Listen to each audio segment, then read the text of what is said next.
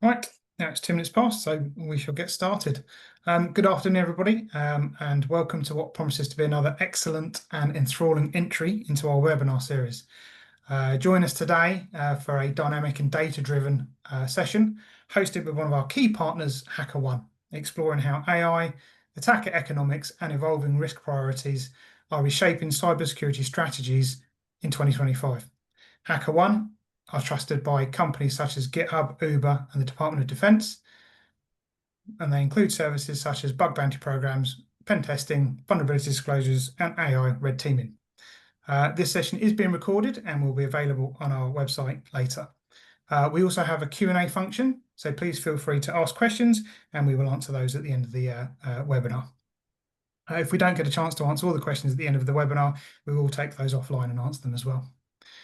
So my name is Adam Coverdale. I'm a solutions architect here at Integrity360, and I'm also joined today by Naz, the lead product marketing manager at HackerOne. Naz holds an MA, an MSc in cybersecurity and international relations. Her passion for market, product, and customer research helps her transform intricate data into actionable intelligence.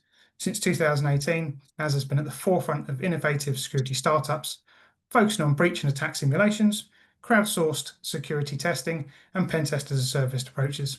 Most recently, she's been focused on AI red teaming, helping organizations build secure, trustworthy, and resilient AI systems at scale, and is the architect of the security report, Security, the Age of AI Autonomy, being discussed today.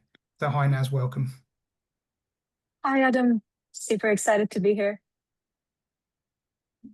Excellent. The first thing we're going to do today is launch a quick poll to understand where organizations are in their AI adoption journey. So Rebecca, could you launch the poll, please?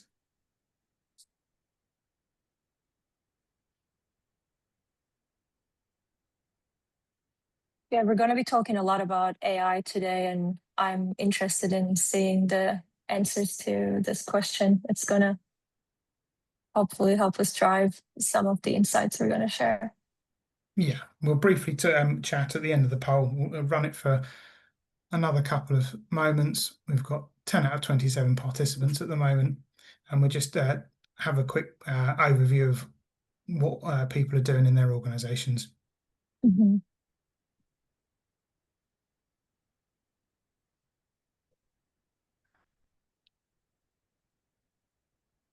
Okay, I think that's given everybody enough time, or should we give it another 30 seconds?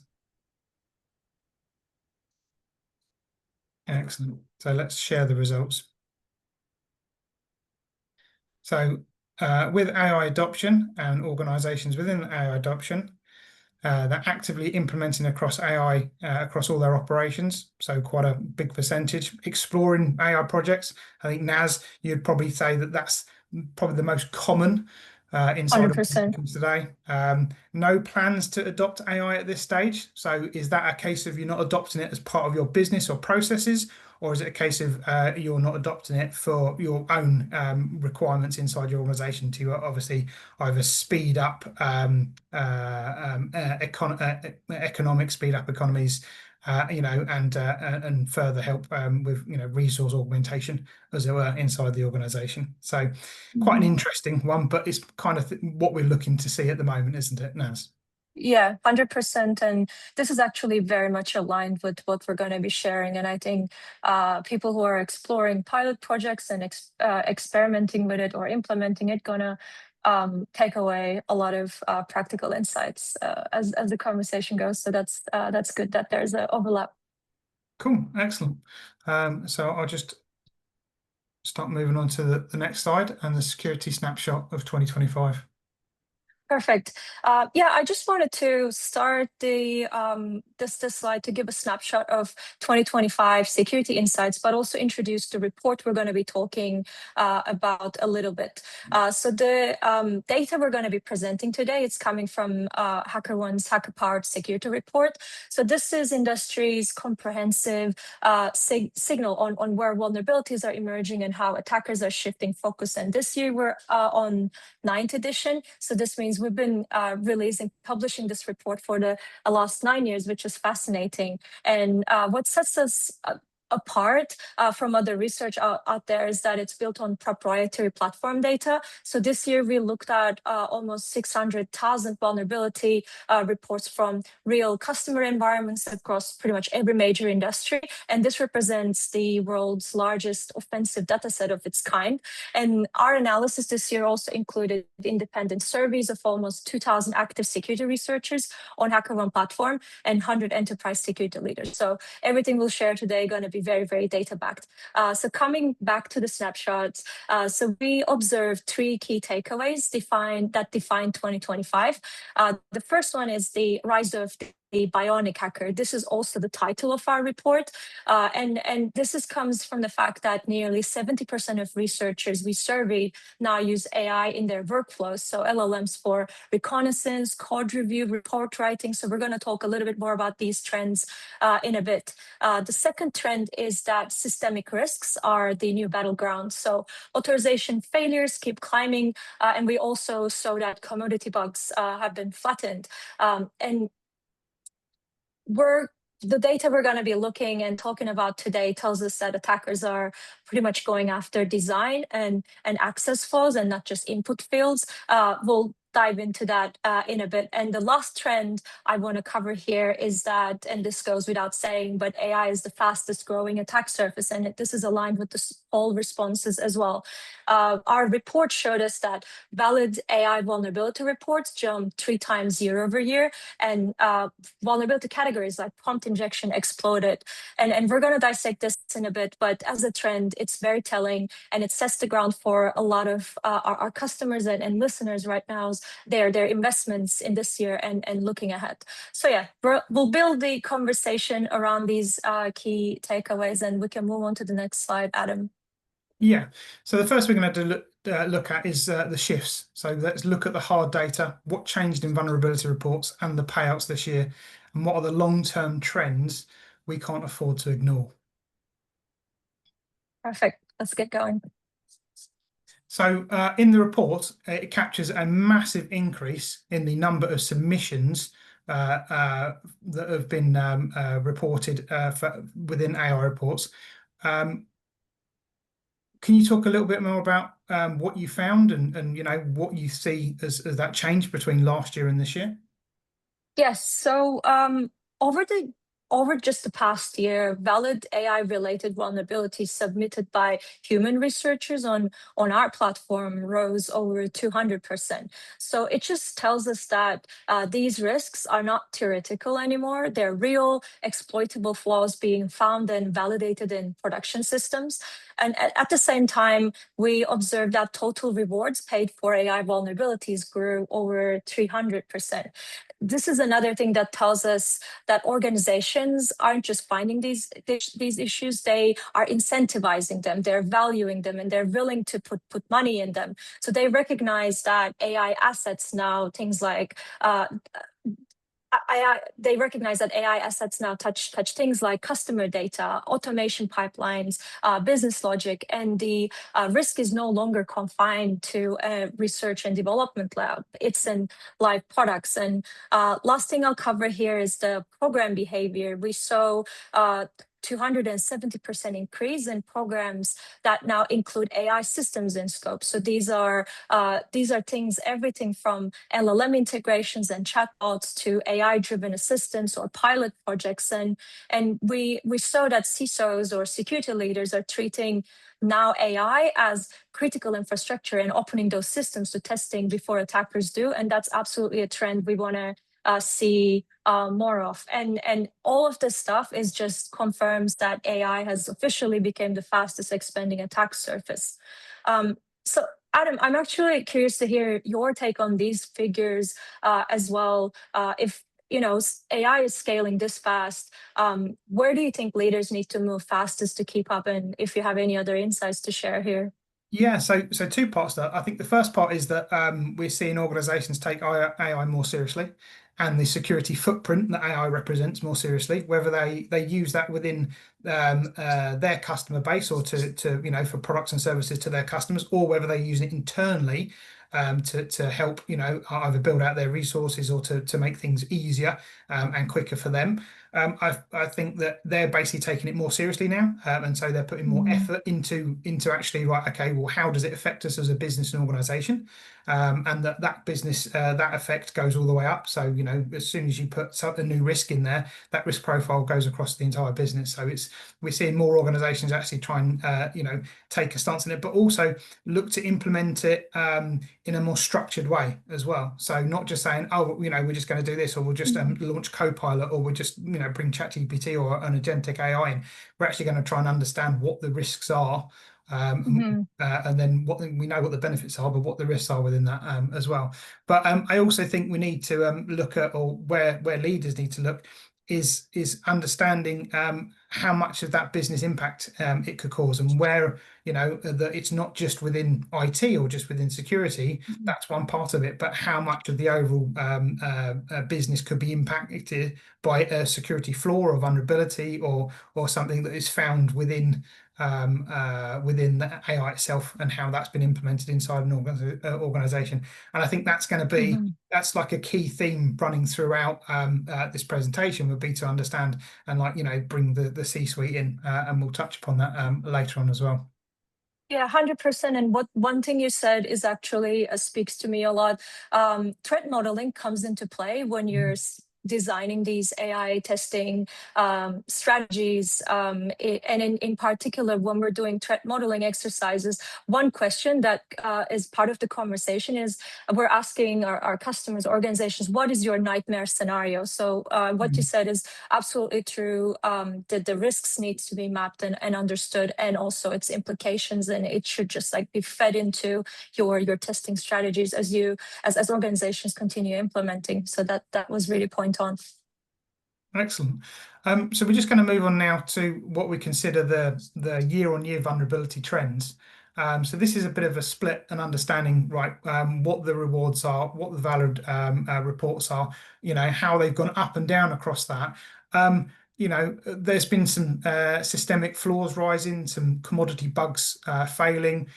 How should we read these signals within these trends?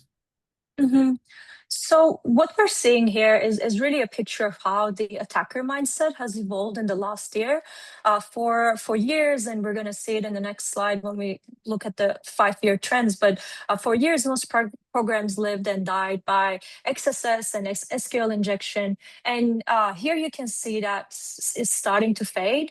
Cross-site scripting is down. There are fewer valid reports and less in rewards. And this sounds like good news, but really, I think it's just maturity. Those are the flaws. Automation now catches before humans ever touch Mhm. them. And where it gets more interesting is the bottom half of this chart. And again, this is a condensed chart in the report. We have a much longer one. But in the bottom half of this chart, we see things like improper access control, IDOR. These are the plumbing flaws in modern systems, and they're surging. So IDOR alone is up, payouts are up as well. And that's what happens when every app becomes a web of APIs, microservices, third-party integrations. And the more organizations connect things, the more seams we expose. And I guess the key takeaway in this table is that commodity bugs are being automated away, and systemic flaws are where the real exposure and opportunity now lives. And how do these trends align with what you're seeing in customer programs right now, Adam? It's good to get your practitioner and hands-on perspective in what we're seeing here. Yeah, see, we see with things like cross-site scripting, that's been around for years, and it's been part of the vulnerability market for years as well. And now vulnerabilities are becoming more and more more and more commonplace, but they're also basically being automated more and more as well. So you have more automated systems. You've now got things like continuous threat exposure management that are continuously finding vulnerabilities, and being able to then bring them to the top and remediate them. But things like you said, the improper access control and the IDOR, it's finding a way of how do we map that successfully, and how do we map it automatically, and you can do it continuously. And as you say, as applications become more and more complex, and there's more and more connectivity to other third-party resources and sources, how do we understand that those are secure? And so that traditional sort of like web app scanning and API scanning works to a certain point, but again, that's still quite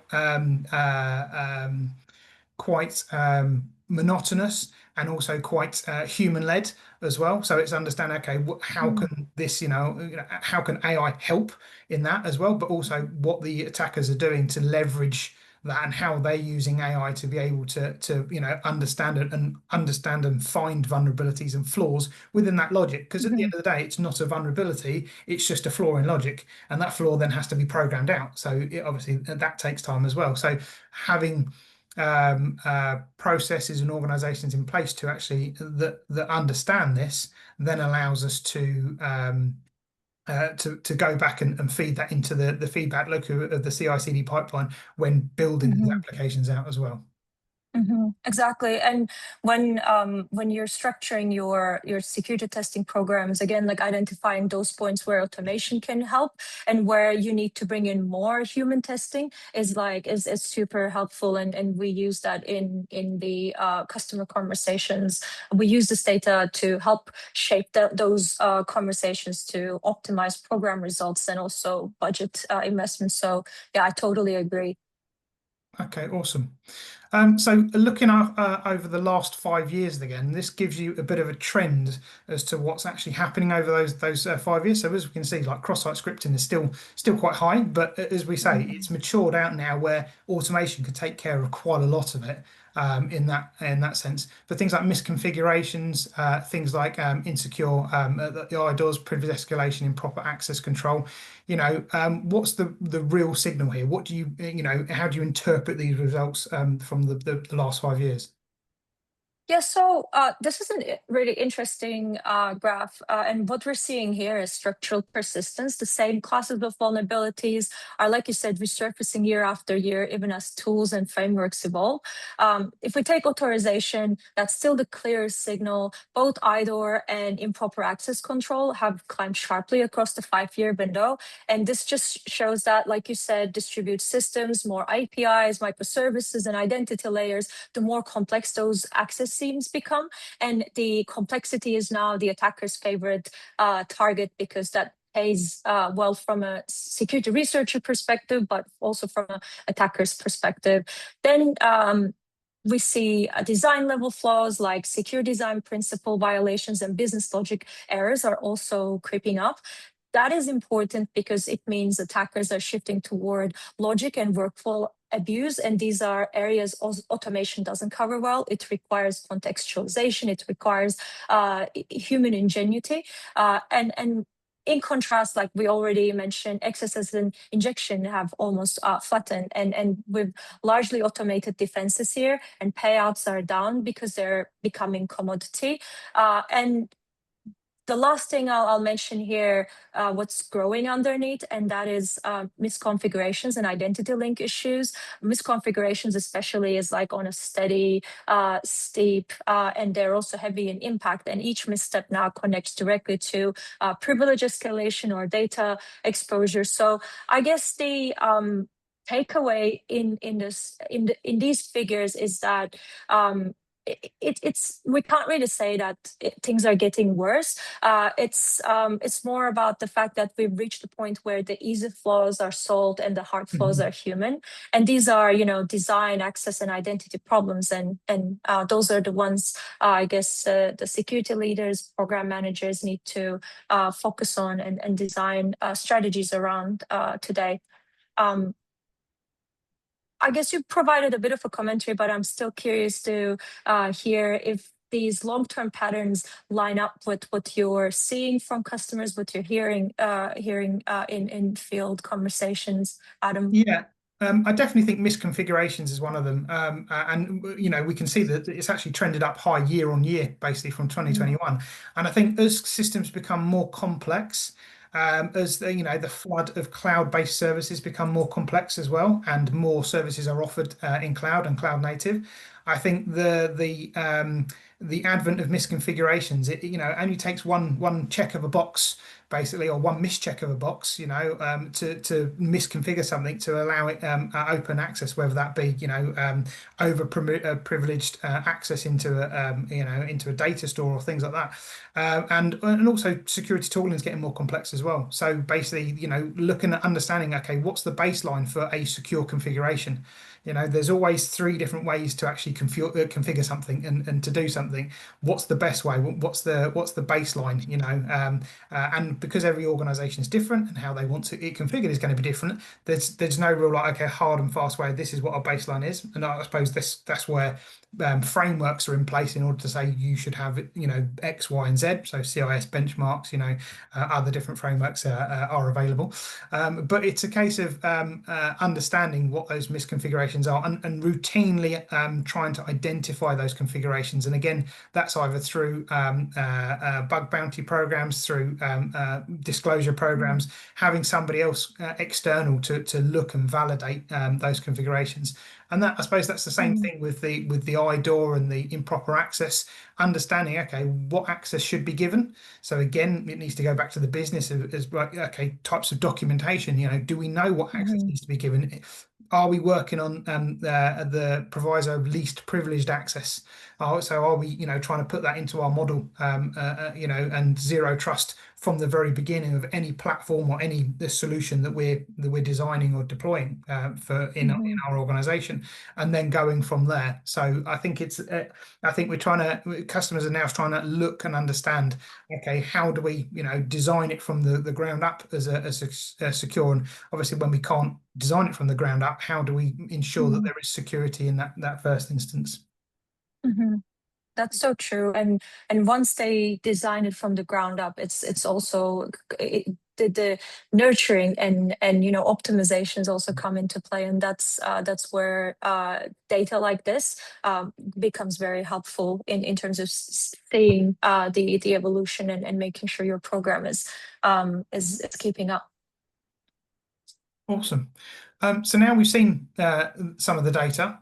Let's talk about what it looks like on the ground. So from enterprise programs to hackers to partners building tools, and understanding a bit more about that in the environment. So with the AI gold rush, there are new risks and new focus. As we can see here, the actual prompt inspection is massively increased from last year to this year. Things like the sensitive information disclosure, and I think that's probably one thing that organisations are probably more vulnerable to, or more keen on understanding how is our information going to be disclosed. So are we looking at local LLMs? Are we looking at if we're saying chat GPT, what's the scope of information leakage outside of that? Because it might not be a security flaw, it might be by design in that respect. So it would be good to get an understanding on what you're seeing and what the report has seen. That's really true, and every organization pretty much right now is racing to integrate LLMs, AI copilots, agentic tools across their environment, and like you mentioned, that rush brings its own set of growing pains and challenges and new risks and bug classes, and the data here. In this graph shows that attackers and security researchers on HackerOne platform are moving fast to explore how these systems behave under stress. And when we look at the trends, we're seeing a huge shift in focus to vulnerabilities that are unique to how AI interprets and executes instructions. In particular, like you called out, prompt injection has become the poster child for this new risk surface. It's not just a new bug, it's a fundamental issue of control and trust. And when we look at year-over-year change, it's just skyrocketed. The change in the report volume between 2024 and 2025 is 540%. That is massive. And by prompt injection, what we mean here is that, so this represents when a model is tricked into revealing or executing something it shouldn't, the consequences now ripple into things like privacy, automation, and even data governance. And these are the risks that can carry a breach into an AI breach into headlines from an organization's perspective. And what's really interesting here is how quickly the hacker community has adapted to this new surface. Within just a year, a majority of researchers are now actively testing AI systems, and this table and what we're going to discuss in the next table is just like, it's showing that the attack surface is growing. There's so many new skills to upskill on. There's so much AI specific tooling that helps the researchers push boundaries of what security development means in this new ecosystem. And the figures that we see here really should force all organizations to rethink about validation, authorization, and even the intent itself when they're thinking about AI bug classes and taxonomies and the policies that they design. So with the last slide, it shows us obviously the why. This one here shows us, who. So basically, who's using this, AI? Who's, why are these trends coming about in this instance? So who's behind the sort of the data, as it were? If we could go and delve a little bit more into that detail. Yeah, so I really like all of the data in this slide. It was one of the most fascinating shifts we observed as we were building the research. It just shows how agile and adaptive hacker and researcher community is in terms of responding to AI, and they're just adapting probably faster than most enterprise teams. More than half of researchers are now upskilling in AI and machine learning security, and a huge portion are already testing AI systems in real life. They're not waiting for frameworks or standards to catch up. They're experimenting, learning, and building AI testing playbooks as they go. And you could say that this is the moment where the Bionic Hacker stops being an emerging idea and becomes reality. That's why we wanted to use that as a report title, because what we see is really researchers using AI to test AI, and they're combining human creativity with machine speed, and that's what Bionic Hacker really represents. And another thing that's driving this shift that we also observe here is the emergence of Model Context Protocol, MCP. And this basically lets LLMs connect to tools and data in structured real-time ways. And that's made testing and exploitation a lot more practical. So we're not just seeing more testing, we're seeing better testing, faster cycles, and more nuanced findings around how these systems behave in wild. And yeah, I guess like my recap of this slide is AI security is really becoming a core competency, and this is going to have implications for offensive researchers, but also for defenders too. So it's really interesting to see all of this in one place. But Adam, how do you there are a lot of new skills mentioned here, and these are growing. How do you see organizations responding to these new skill sets and the growing talent gap that comes with the emergence of these new skill sets? Any insights to share from your conversations? Yeah. So on that, there's just a takeaway from this is that obviously researchers and security researchers are using these tools to actually implement their research, but at the same time, threat actors are using these tools to basically try and leverage AI to build out hacker tool sets to compromise people as well and compromise organizations. So that's one key takeaway, that there's still a balance between the two of that in. What we're seeing is that more organizations are looking for AI specific whether it's on the security front or whether it's on the the test and development or the basically the coding front. as well. As part of our Integrity360, we have a Connect360 resource augmentation practice within the business, and we're starting to see more traction in organizations coming to us and asking for AI resource augmentation. Again, whether that is within the research field, whether that is within the code base and development field.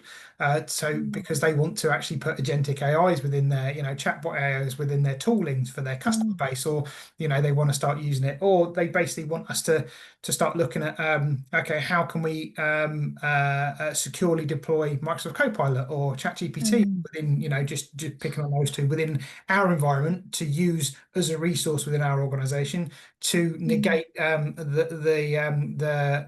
risk of information disclosure, or basically prompts, as I think disclosure prompts. So it's sort of like we're starting to see more of an uptick. That I think that market is very shallow at the moment. I have seen when you look on LinkedIn, you look on AI engineers, they are commanding a very premium price and premium salaries for those type of positions and type of jobs. Now, whether there is whether they have the depth of knowledge, because again, it's so new. So it's like, how does one become an AI engineer or an AI developer or that sort of thing? I think it's going to be something that the market is going to then be have to catch up, and they're going to have to pay those commanding salaries, because the talent pool is quite small still in that respect. Or just like you said, they need to bring in organizations that can be the extension of their security teams, and help them with these with giving them an extra hand, because like you said, I think everything is moving so fast when it comes to these new technologies and skill sets, and I think no internal team on its own will be able to just like address everything and be the expert of everything on their own. So that's why bringing in organizations like yours and mine really makes a big difference. Yeah, and I think that security as a whole in cybersecurity in IT has always been a very fast moving and very fast paced environment. But with the advent of AI, it's just seemed to have massively, somebody's put a rocket ship, strapped a rocket ship to it and accelerated it, and it's then trying to keep up with that pace as well. And as AI models and LLMs evolve and mature even more, it's then understanding what that impact is across those as well. So moving on from that, how we use AI in hacking. This sort of slide represents what we're actually what is becoming part of the hacker toolkit. What stands out most to you about researchers and actually using AI in their day-to-day work? Yeah, so with this question in our survey, we wanted to get some specific answers around, how the security researchers are embedding AI in their day-to-day rhythm. And what we're seeing here is that AI is already part of how they work. Almost 70% of hackers that we surveyed stated that they now use AI tools in their workflows, and not just to find bugs directly, but to streamline the entire process on the recon side, for triage, report writing, even summarizing data. So they're using LLMs the same way enterprises use them, to move faster, sharpen insights, and eliminate repetitive work, because these people, they value their time a lot, and many prefer web-based models for convenience, while others are training or hosting local ones for privacy and control concerns. And that mix really tells us AI is becoming an ecosystem shaped to each researcher's style and scope, but it's becoming really a core part of their toolkit. And then key takeaway here is that human researchers are not being replaced by AI, but all of the results and all of our conversations that shaped up the report shows that they're being amplified by it. And this is again, like going back to the title, it's the foundation of the Bionic Hacker, humans and AI working together to find vulnerabilities faster and smarter than either could alone. But Adam, from your side, when you're talking to customers who are trying to build or modernize their testing programs, do you see them starting to adopt this kind of augmented AI-assisted approach on the on in terms of more like operationalization? Operational. I cannot AI. Operationalizing. AI, yeah, operationalizing use of AI on the security side as well. Yeah, definitely. I think for things like monotonous tasks that, like you say, report writing is one of those monotonous tasks that you can feed data into it, and then it can produce your report. You can tailor and tweak that report without having to spend days going through line by line. You still have to verify, the information that's coming out of it. But at the end of the day, the bulk of that information is not going to change. And AI is Mm, significantly advanced enough to be able to not have to worry about it too much because of the information you're feeding into it. So it's not like you're just asking it a question and it comes up with three different random answers.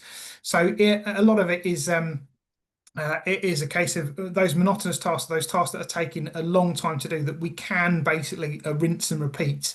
We're seeing more of that, but also about just tasks that are for a human. It just takes, you have to click through this. You've got to do that. You've got to do this. Where it's like mm, step process and using AI to help automate some of those processes. And like how do we automate it? What can we create a script that then automates this process, bringing three different systems together so that we can automate that process, and then that's something that we can then obviously expand upon and evolve and grow out and mature with ourselves. And it's one of the things that as an organization ourselves, we're looking at that inside our operational part of our organizations to understand, okay, how can we leverage AI within our organization?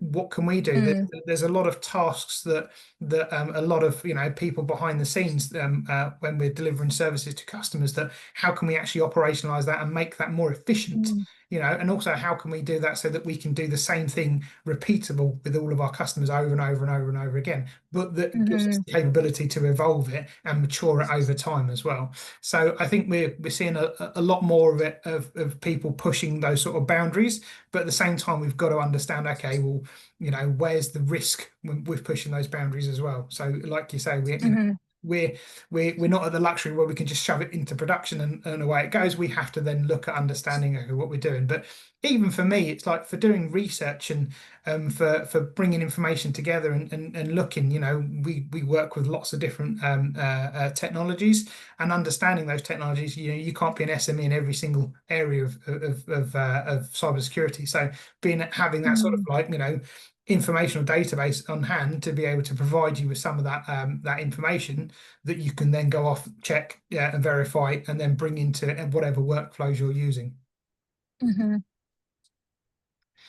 So to move on from that, what's next? We've looked at the shifts and we've seen how they play out in practice. But what deserves our attention in 2026 and beyond? It would be good to get an understanding of what the big picture, the priorities, the mhm, features, areas of focus.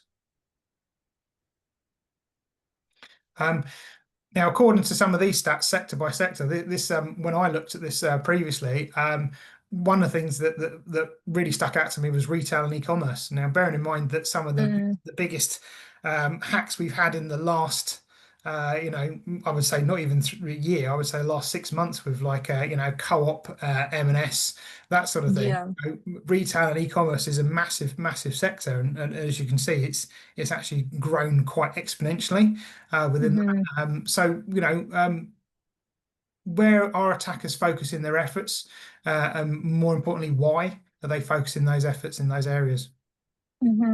Yeah, so what we're seeing in these figures is really the economics of security in action. And this chart looks at severity concentration across industries in 2025 data. And like you said, retail and e-commerce topped the list with almost 40% of findings classified as critical or high. That's a that's a crazy high number. And it's followed by telecoms and software. And these figures really tell us where attackers are seeing the highest ROI for their efforts. If one industry is consistently delivering higher payouts and higher impact findings, researchers also naturally are drawn to focus on these sectors as well.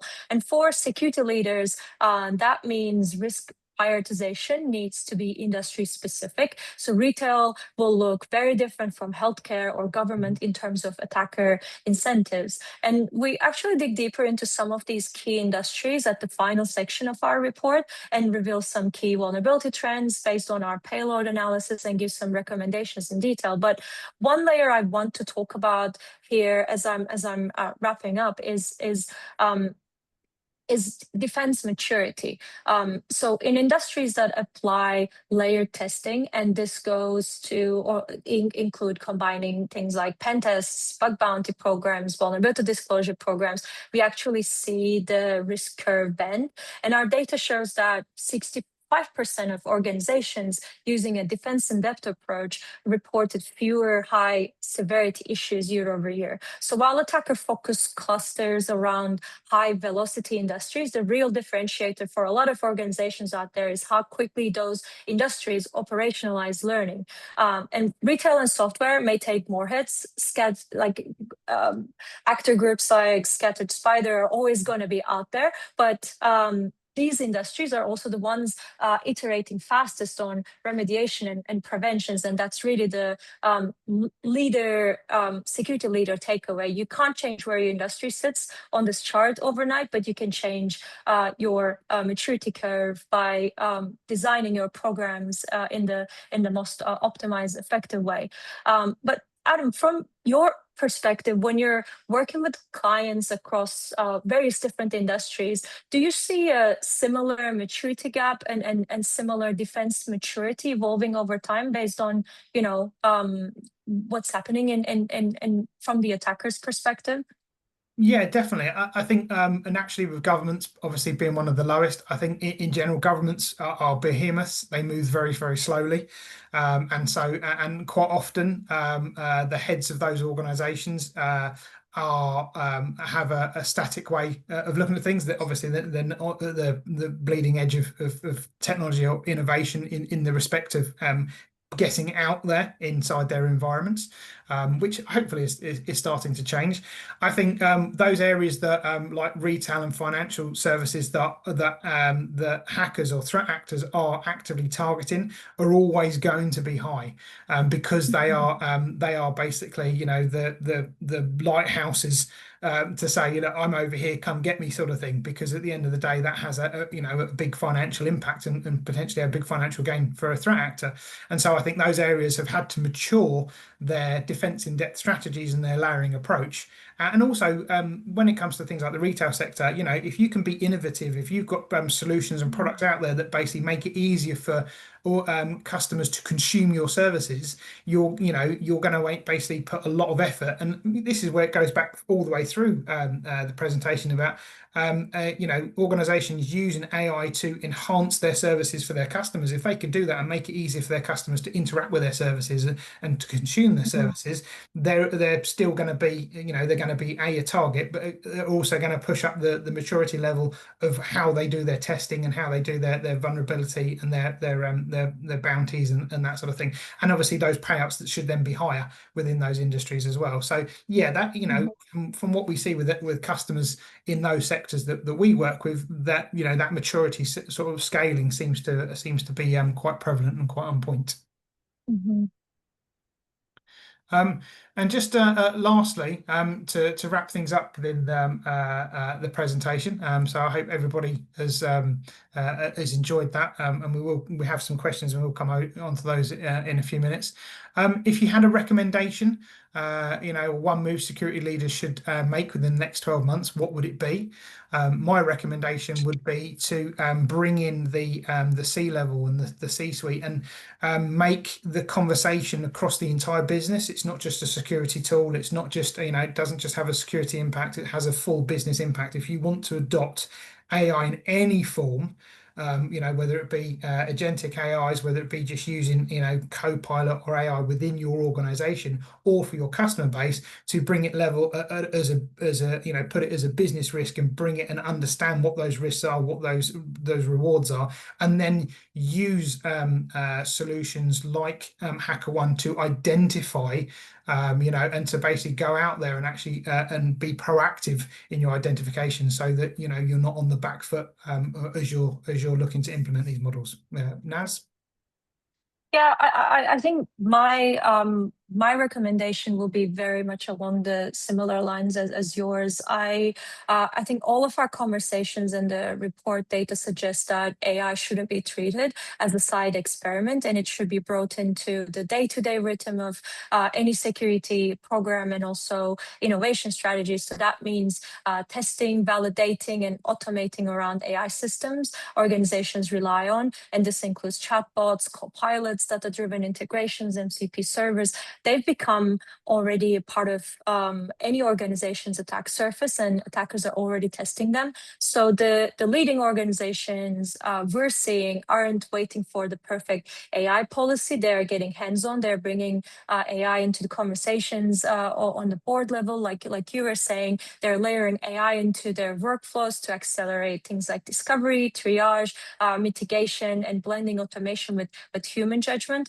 And yeah, I guess for me, the lesson is really that this kind of augmentation is essential, and it's already part of our defenders' work, and where attackers upskill. And the one move, I guess, for the next 12 months is really should be around building AI into your defense strategy at the same pace as attackers build it into theirs. Fantastic. Thank you very much for that, Naz. Before we do the questions, we do have a couple of upcoming webinars. One about PCI in Amsterdam Unpacked, and one about building cyber resilient workforces. So feel free to register using the QR code that's on the screen, and you will see that in the presentation as well. So now just moving on to the Q&A. We've got a couple of questions from some of our attendees here. The first one is, when you talk about AI-specific vulnerabilities, what does that actually look like in practice?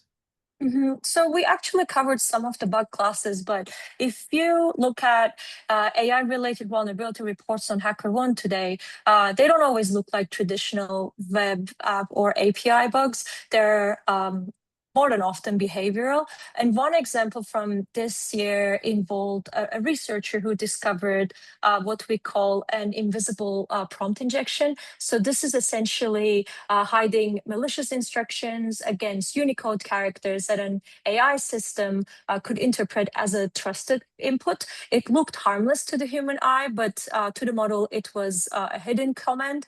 And in another case that I can recall was a case where a researcher used training data poisoning through ASCII encoding. So this is another common type. It's pretty much about getting the AI to encode or decode a message and unknowingly repeat inappropriate or manipulated content. And both of these reports I mentioned were technically fascinating because they highlight how AI systems can be exploited, not by breaking the code, but by bending the language or the logic of how the model thinks. And both of these reports are actually disclosed on our Hacktivity side of things. So that's where we share sometimes redacted, sometimes unredacted, disclosed vulnerabilities.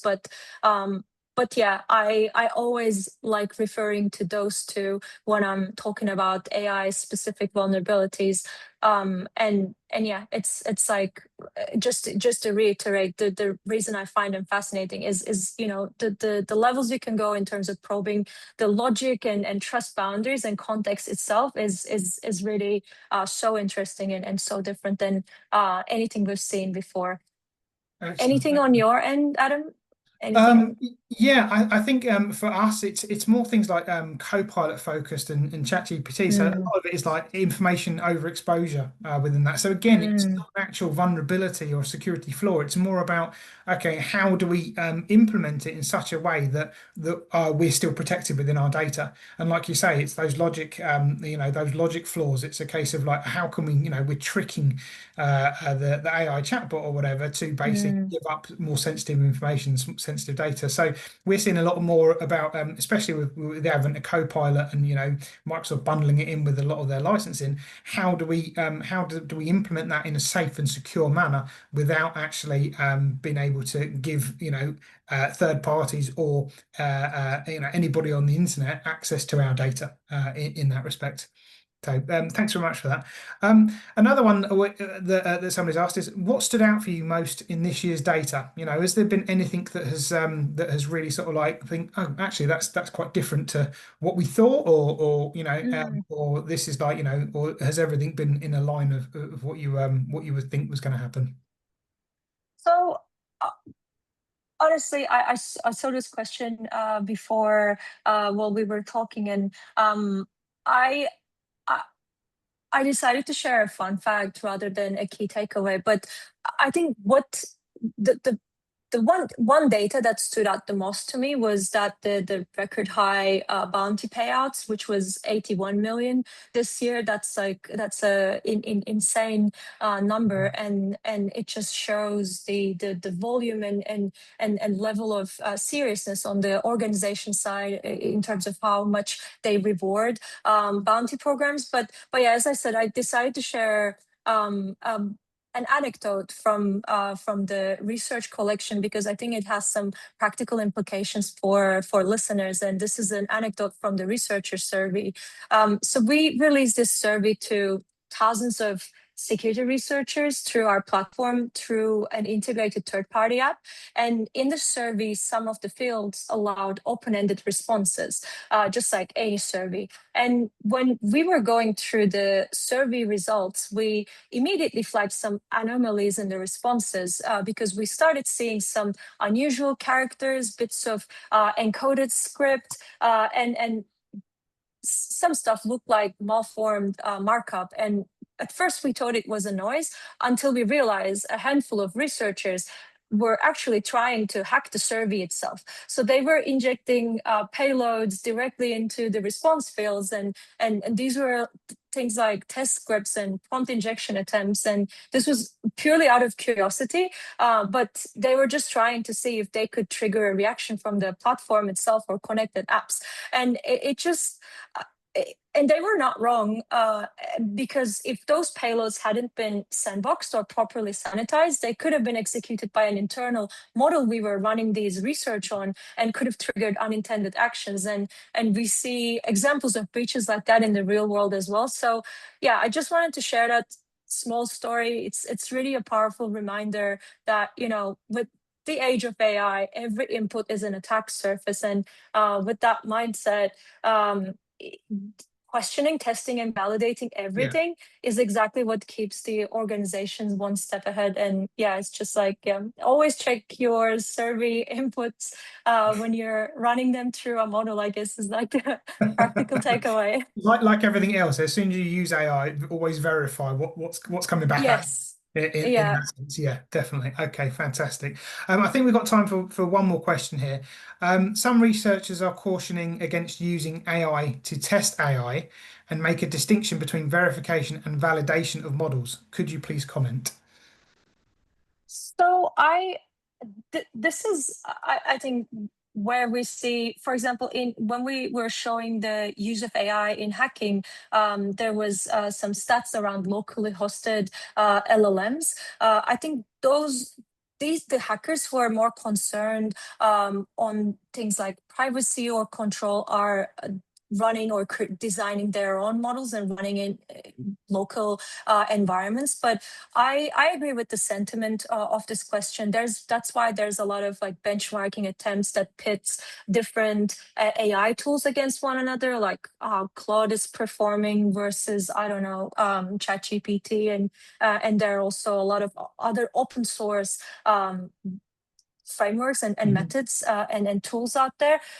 So yeah, I guess it's inevitable that some researchers will be maybe like cautioning, but I think our report findings really tells us that those researchers that doesn't implement or caution are they represent a smaller portion of the community versus the wide adoption. But what do you think? Yeah, I think as I say, the same for you. I think in general, it's there's always going to be a cautious approach to anything to do with AI, but I think it's a smaller proportion that are cautioning against using AI to test AI because at the Mm, end of the day, you wanna see how far things can go. So at the same time, you've still got to verify those results. You've still got to verify everything that's coming out of it. So like we were talking before. So I think even if you are testing AI against validation and verification, you still need to understand, what information is coming out of it, and to validate and verify that information yourself, in a human capacity. And that's, I think, coming full circle back to, the Bionic Hacker. Basically, you're using AI and tools to help augment yourself and your research, but you're mm, still got that human element where you're having to do that verification. mhm. I think maybe we've got time for one more question quickly. What are your thoughts on hackbots? Yeah, so hackbots are, I think, one of the most interesting developments we've seen this year. On the HackerOne platform, we've actually welcomed 6 of them to the platform. They even have their own leaderboard to see how they're competing against one another, but also just to separate their submissions from individual human tester Mhm. submissions. And for the audience, just maybe it makes sense to define what hackbots are, but Mhm. they're pretty much like AI-driven agents that can independently scan and submit vulnerabilities. And our research is showing that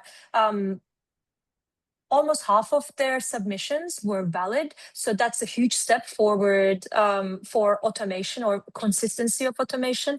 But when we look at the content of the findings, almost 80% of reports fall into commodity classes like cross-site scripting. So the repetitive pattern-based flaws that we already talked about. And it just, I guess like my thought on hackbots is that they are great in terms of speed, coverage, and consistency, but they're not there yet to have the depth and contextualization of humans. But we're only in 2025, things change so fast. So maybe like 1 year later, we're going to be talking about those like very complex logic-driven vulnerabilities being found and submitted by hackbots. But yeah, that's where things stand today. But what is this something you hear in your conversations? Do you see hackbots coming into the picture? Yeah, Yeah. definitely. I think more automation in testing. I think it is definitely coming. There are organisations that try that at the moment, but with Mm, various different levels of success. I think they're still in their infancy, or that they need to mature. But I think as AI models evolve, they will advance and evolve as well. And so a lot of the things mm, like the cross-site scripting, like any sort of vulnerability database stuff, hackbots will be able to identify those pretty quickly, and then mm, provide the remediation guidance and advice and feed into that whole vulnerability feedback loop. mhm, And then, I'm sure at some point in time they will then start being able to do other things like doing the improper authentication, validation, and the IDOLs mm, and things like that, where they will eventually start being able to spider out into those areas. But I think they have to mature into that vulnerability space. But I definitely can see it coming, because at the end of the day, a lot of it is basically just throwing lots of different code at a particular target and seeing what mm, sticks.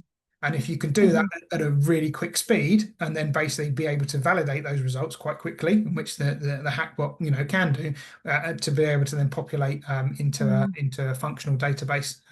So yeah, I do believe that's there is a place for them, and they will start maturing and becoming more prevalent in mm. organizations. So, So actually, sorry. before we wrap up, I saw something. I think the team has already answered, but Nancy, I can share the slides with you. You can give credit. A lot of the data we covered today is also in the report. We're going to share it in the link. I think in our follow-ups. But yeah, I'll be reaching out to. I'll find your email and make sure you have the slides for reference. Sorry, Yeah, go ahead, Adam. that's all right. Thanks, Naz. I was going to say, yes, it's definitely going to be available. Look out for emails that will basically have the link to the report in itself, and also the slides and the on-demand webinar as well. So I'm just going to finish there. So I'm going to say thank you very much to Naz. That's been fantastic and fascinating, and me doing research on the report as well. I've learned a lot about AI and the use of AI in organizations and how it's going at the moment. And for all the attendees, thank you very much for attending, and goodbye. Thank you so much. Have a good day. And thanks, Adam, for the conversation. Goodbye, everyone.